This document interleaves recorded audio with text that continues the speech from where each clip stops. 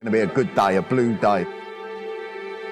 So you walk Hello around Fulham guys, watch Broadway, this you see video the and stands subscribe up, the me on stools up, YouTube. everyone with the flags, the scarves, the banners, the anticipation on people's faces of whether it's going to be a great day. Then of course you walk round to the grounds, put your ticket in and you're in that ground. And the liquidators playing, the fans are getting ready, and then the team comes out and it's for 19 minutes, you're just in a blur. Driving the ball, oh no! Clements puts his head in his hands, and Clive Walker. I looked away and I turned around and watched 40,000 Chelsea fans' reaction. My mate Paul, who was with me, was trying to spin me around and saying, "You got to watch it, you got to watch it." And I was saying, "No, I'm not watching it. I'm not watching it. If I watch it, we'll miss it." He's done it! The greatest night in the history of Chelsea Football Club. European champions.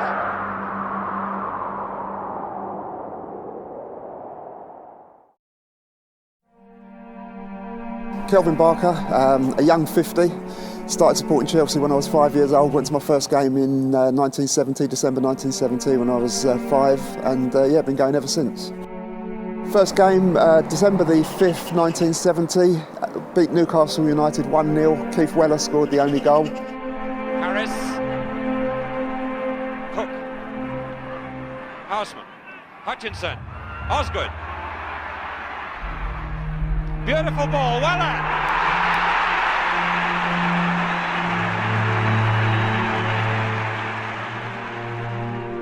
So they're expecting a big welcome from the Stamford Bridge crowd. There's only one change from the team which won at Orient in midweek, and that's at number 5, where Mickey Troy returns for the injured Colin Pates. Draws it back, Villeray! Can't save Walker! My passion is the 80s. I was 14 when 1980 came around, and obviously through to 24. So that 10-year period was my real passion of supporting Chelsea. Very different type of club. Where we're standing now still existed. It was the Bovril Gate. It took you straight into the shed. You went up some steps and you were immediately overlooking the pitch, and the buzz you got from walking up those steps, people still talk about it to this day. But a very different atmosphere, more hostile, far less corporate. I suspect they came fearful that Chelsea might find it too hard a job today with a weakened side. They must be overjoyed with what's happened in front of them today. 2-0 up.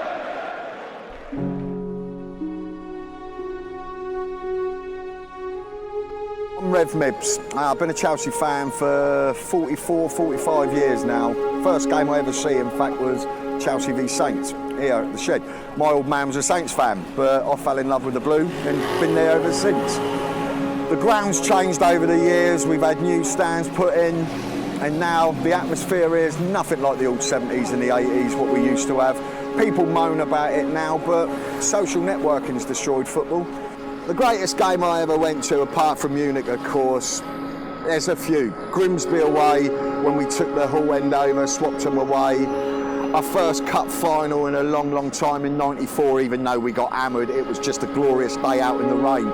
Everyone was together, it was just brilliant. The party atmosphere, the flags, the singing, the lot. And we sung all game, even though we lost 4-0. So there's just many points. It's not just about winning trophies or whatever. It's, like I said, atmospheric games. The relegation games against Middlesbrough. Great atmosphere in there. Result was terrible, but what a day that was.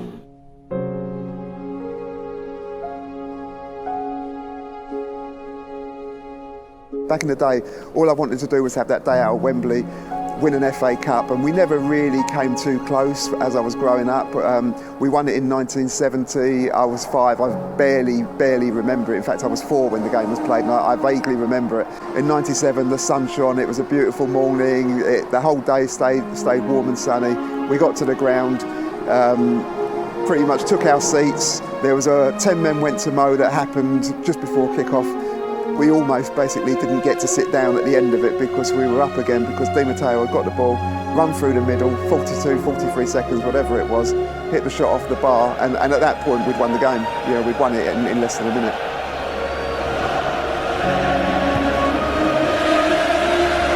76,000 in Wembley today. No indication of a fabulous atmosphere. Well, let's take a check on the two cup final teams, starting with Chelsea, who line up then with Norwegian Frode Grodash in goal. Wise for Chelsea. Rolled on to Di Matteo. Has Hughes making an angle run ahead of him and opened up some space. And a goal! Oh, fantastic start! Roberto Di Matteo! Inside 45 seconds. Well, that was it. Zola going on his own. He's got Hughes the other way. He's taking on Vickers and Blackmore. He's gone past the line. It's Zola. Hughes pulling towards the near post now. It's still Zola. Fantastic run. Great serve. Now Newton to take it on. He's got Petrescu ahead of him. And Hughes. This is Petrescu. And Zola. It's in. Eddie Newton has made it 2 for Chelsea. And surely now the cup is theirs. It's quite an extraordinary season. That's it. The FA Cup belongs to Chelsea. Well, for me, winning the FA Cup was the holy grail. People talked about winning the league, and that was the ultimate, and I'm sure it was, and we know nowadays it is. Is this actually better than when you beat Liverpool?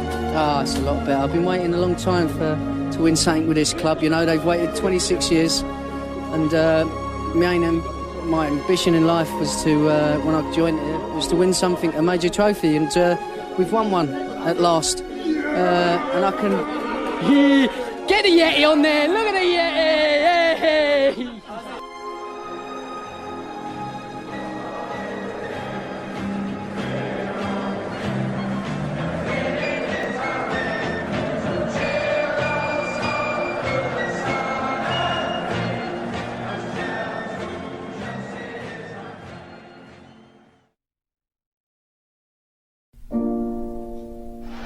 They know what they have to do.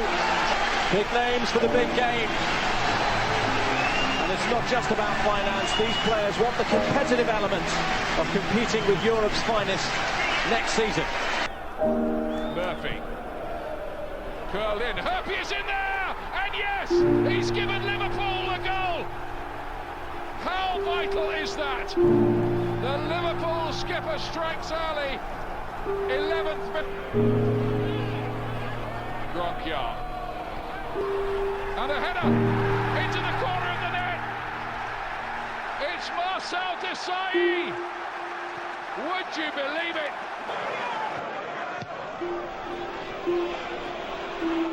Here's Gronkjar, got away from Rusa.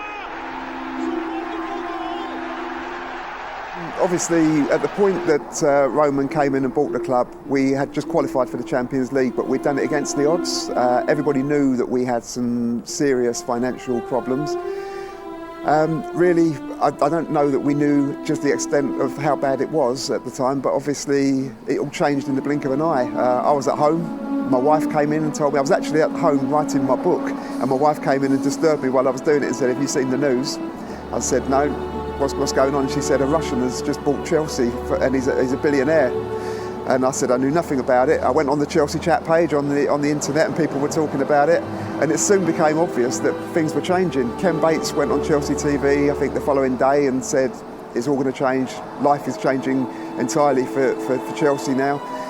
And that summer it just all went bonkers. We'd gone from a club who the year before hadn't been able to sign anybody and had brought one player in on loan who was poor.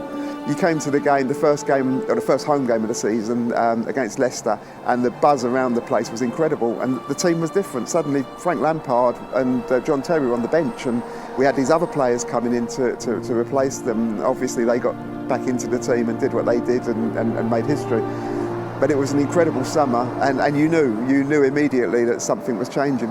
We have top players, and I'm sorry, I'm a bit arrogant. We have a top manager, so I'm not one of the bottle. I think I'm a special one. Long throw, and it's gone through to Drogba.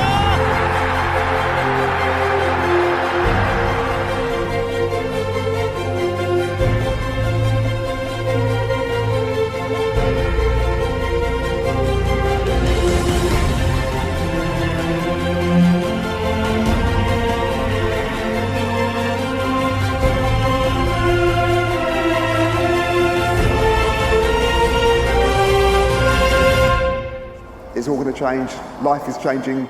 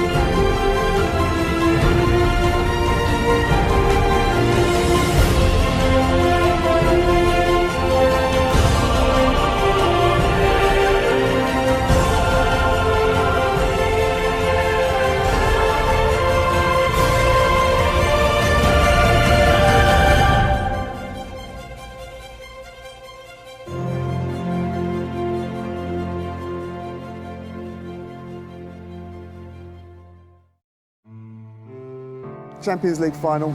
I've been in Moscow in 2008 and almost a similar kind of scenario to the 94 and 97 FA Cup finals. Moscow was cold, it was a cold day, it was a bleak day, it poured with rain all day, wasn't meant to be. We obviously should have won that game, we had the kick to win it, didn't happen. And when John Terry actually missed his penalty, I was watching, I watched the pitch and the guy in front of me was looking at me. And I was the one who actually was able to say to him, unfortunately, he's fucking missed it, which is actually what my actual words were. So to then have the near miss the following year when we should have beaten Barcelona down here, and obviously whatever happened, but we were denied the opportunity to get to the final again.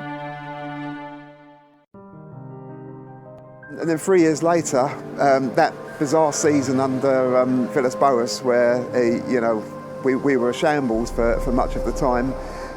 We scraped through at certain stages in the Champions League.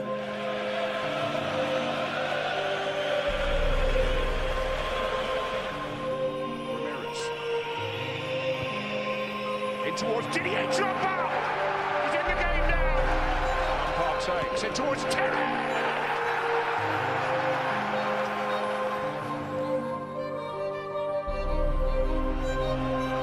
To score to stay in the Champions League. Lampard, yes! Good turn, Ivanovic! So we were going out against Napoli, we pulled that one round in extra time. And then obviously the whole Barcelona semi-final, which was absolutely ridiculous, to go there to be 2-0 down and down to 10 men, and that happened.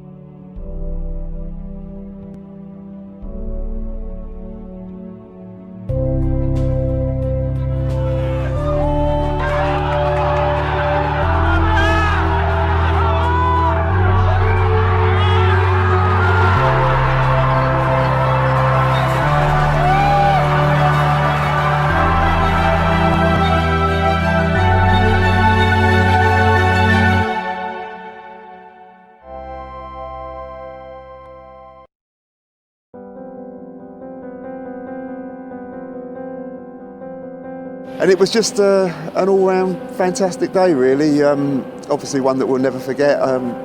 Probably the greatest night of my life, and I don't think there's any probably about it, actually. It was the greatest night of my life, and we were achieving a dream, something that was never really, something we never really thought about. Even in the sort of late 90s, early 2000s, when we qualified for the Champions League and we were back in Europe again, I don't think we ever really thought we were going to win the Champions League until Roman bought the club, and then we suddenly thought, yeah, it's on.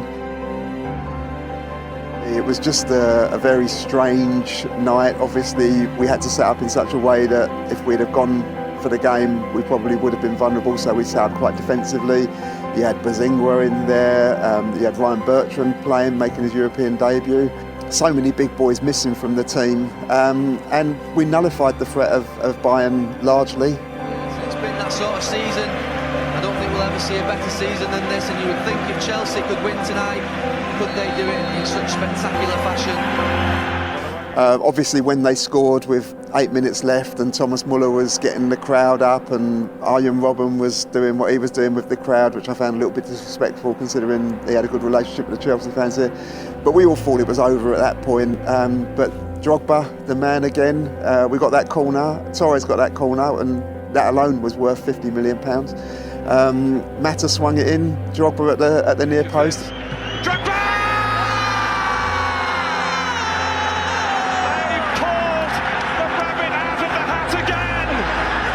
And the funny thing about that goal is when you watch it in slow motion, if Boateng hadn't given Drogba a shove in mid-air, I'm not sure he'd have got the momentum to head the ball quite so well as he did. He got that little shove, got his head on it, 1-1. And in all honesty, I still don't think at that point, I thought we were going to win it, but I thought, well, we'll take it to extra time and you never know.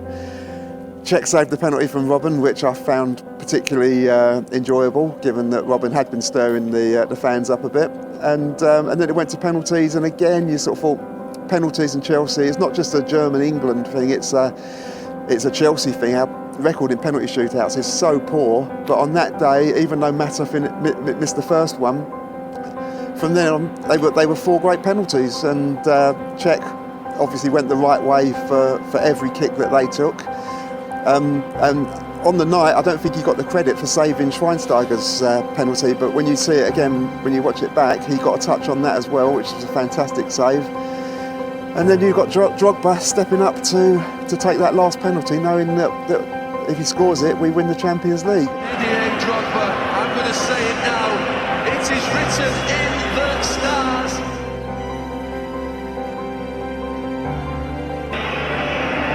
He's done it! The greatest night in the history of Chelsea Football Club, European champions. And so what I did, having been in Moscow and watched John Terry miss, I looked away and I turned around and watched 40,000 Chelsea fans' reaction. My mate Paul, who was with me, was trying to spin me around and saying, you've got to watch it, you've got to watch it. And I was saying, no, I'm not watching it, I'm not watching it. If I watch it, we'll miss it. And so the way I saw it going was by 40,000 Chelsea fans getting up in the air and just going delirious. And that was good enough for me. And what a night that was. We actually were on a flight back home, so we spent an hour or so in the ground, and then we made our way back to the airport.